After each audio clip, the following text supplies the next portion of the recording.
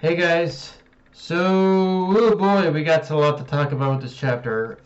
So starting off, the chapter begins with the Straws communicating with each other, trying to get reorganized, and honestly, these always feel like the weakest parts of a chapter, not because they're bad, but just because they feel like the part of the chapter that's like setting the stage for the rest of what's happening.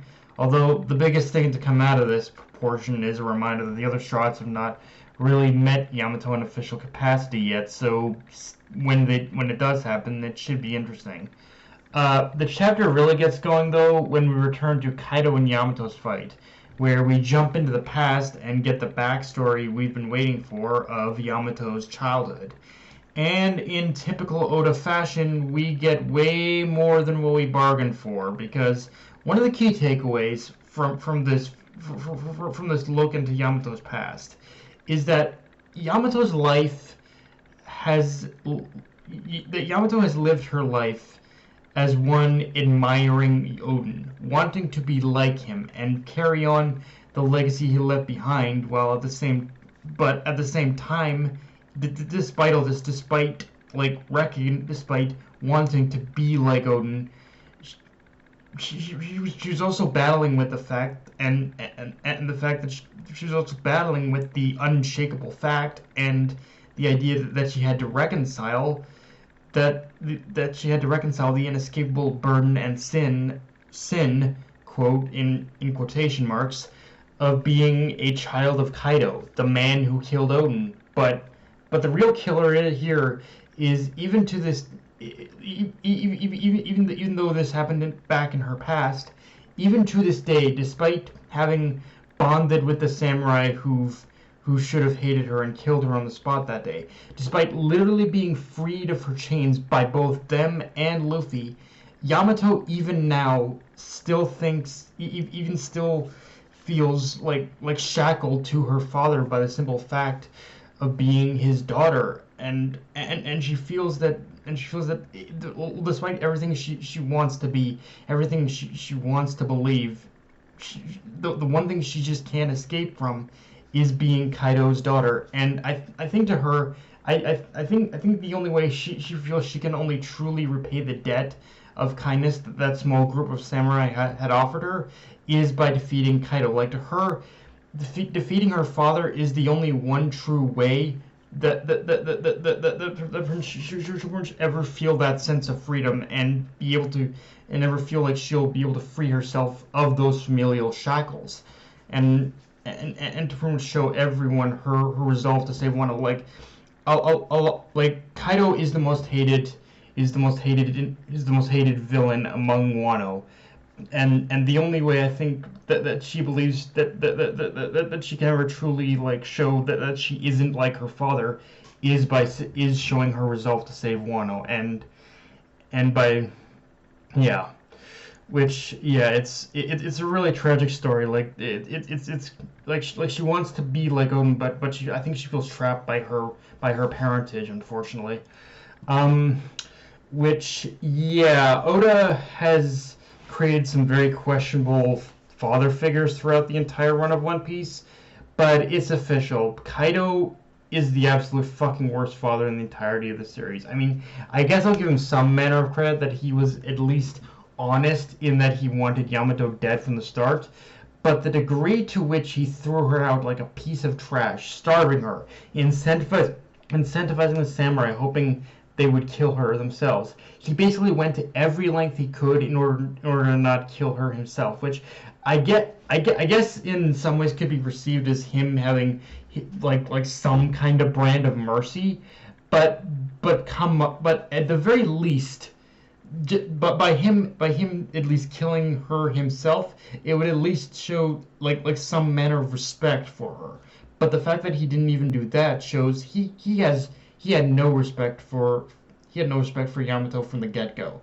And I guess I guess he thought it was his own brand of mercy, but not doing it himself, honestly.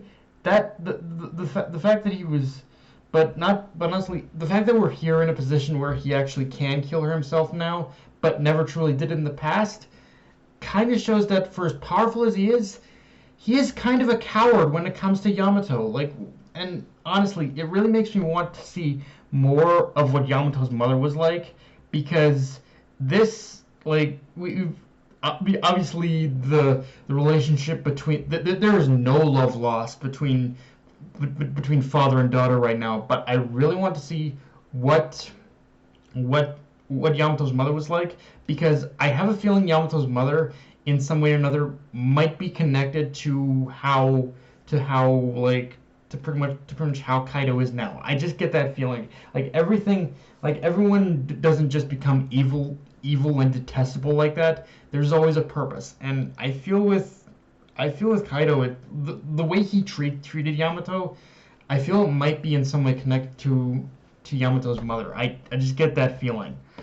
Of course, when we get back to the present, Yamato does also kind of ask the $1,000,000 question, which is, what is it about Wano that's so important to Kaido? And while we have been given numerous reasons up to this point in connection to finding One Piece and all that, it still doesn't explain why he feels the need to basically continue what Orochi had started. And even more so, what this whole hang-up is about destroying the world. But Kaido's response definitely indicates he might have more of a connection to Wano than he first thought. And there's definitely more than what we're seeing on the surface. Now, the big question of what that means is something else entirely, because I yeah, at like the best case, the best guess I can fathom right now, again, going back to what I said about the mother, is that Wano is that there was is that he is that there's a secret, there's a secret about Wano that even that no one else knows, and Kaido that no one else knows, and Kaido discovered, and wants that power for himself or something. Or it's also, or again, going back to the mother, like maybe maybe Kaido's wife had a connection to Wano. I don't know, but like just the fact that he's so obsessed with basically making Wano into like a pirate stronghold in itself. It shows there's more going on here. It's just a matter of what it is, like what exactly is, like what is driving Kaido to this point. Like is it his wife's death? Is it something else? Like what exactly is it about Wano that's so quintessential to Kaido's overall goal of not only finding One Piece, but also plunging the entire world into a war and trying to destroy it. Like it's he's Kaido says that there's no simple answers and no simple questions.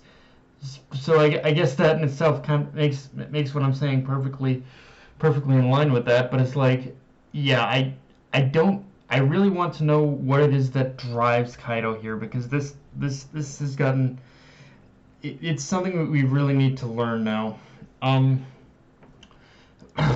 Now let's talk about the samurai who saved Yamato, because one of them had the mark of the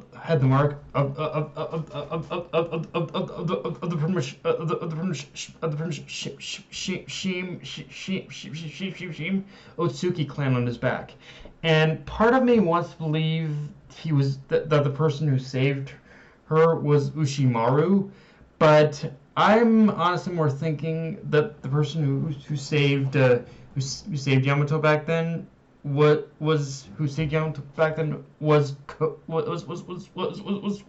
essentially Ko's Aburo, because if Oda's intent with this arc is making Zoro the focal point of it, then it would make the most sense for it to be Kozaburo, as he's the one who's the most closely tied to Zoro's history, being the one who pretty much found the village and the dojo where he trained, and being the father of his master Koshiro. The only thing that kind of prevents me from fully saying it's him, though, is that according to the story, according to history, Kozaburo left 55 years ago, which I think was definitely before Kaido took over.